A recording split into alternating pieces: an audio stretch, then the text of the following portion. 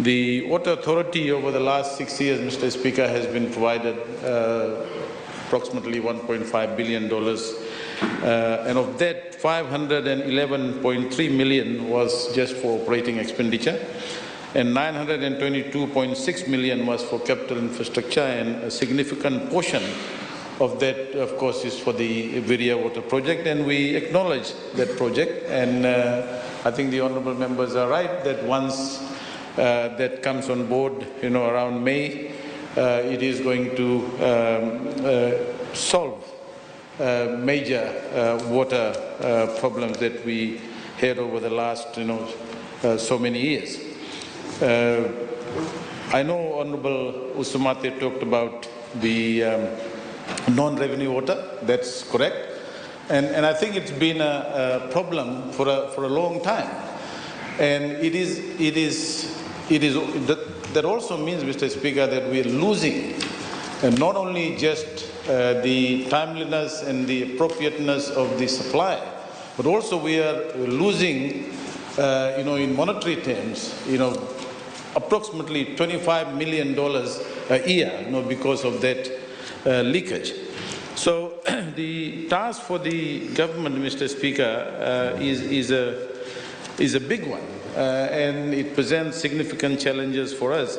And I know that the Honourable Minister responsible, we've been having a lot of discussions with the Water Authority, with the people who are in charge, Mr. Speaker, and we understand the difficulties that people have gone through, not only recently but in the past as well, because some of these issues were not addressed for a very, very long time. And we understand, Mr. Speaker, the importance of infrastructure.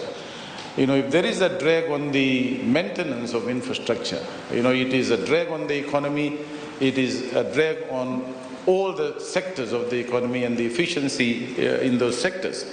So neglected infrastructure is a serious problem. And Mr. Speaker, we're not just talking about water. If you look at our health facilities around the country, if you look at government properties, government quarters, and we, Mr. Speaker, have been in government for only 3 months. And I can understand why there is so much sensitivity on the other side when we talk about what the problem is.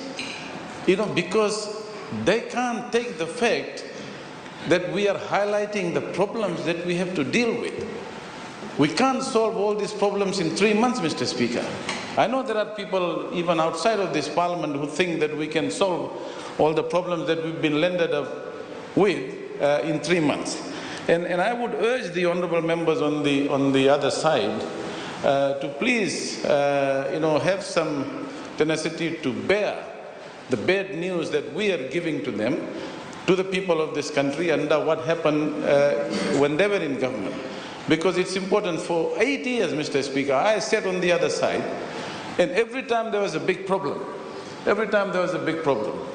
we heard about the past governments.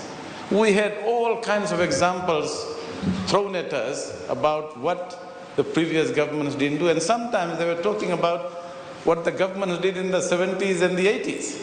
So it is important, and we accepted that. We said, not every government gets everything right in their tenure. We acknowledge that.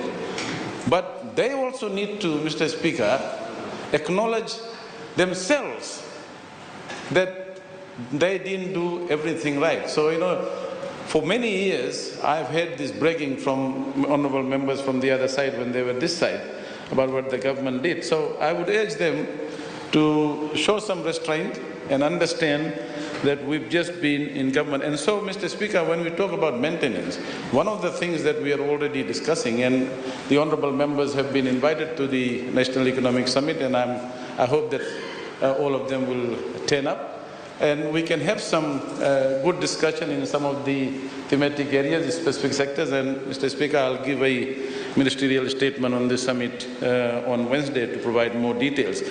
But the Ministry of Finance, Mr. Speaker, and I want to let the people of this country know, and especially those people in the Subanasori areas who have suffered water cuts, and I know I've been receiving all kinds of calls, but people understand. People understand, Mr. Speaker, on the contrary, that this is a problem that we can't just solve in 3 months. But I can assure the people that when we are already discussing, Mr. Speaker, about maintenance plan, and we want to ensure that these objectives, with respect to maintenance of our infrastructure, because you can build infrastructure, and if you don't maintain it on a regular basis, you will see the effect of that in a very short period of time.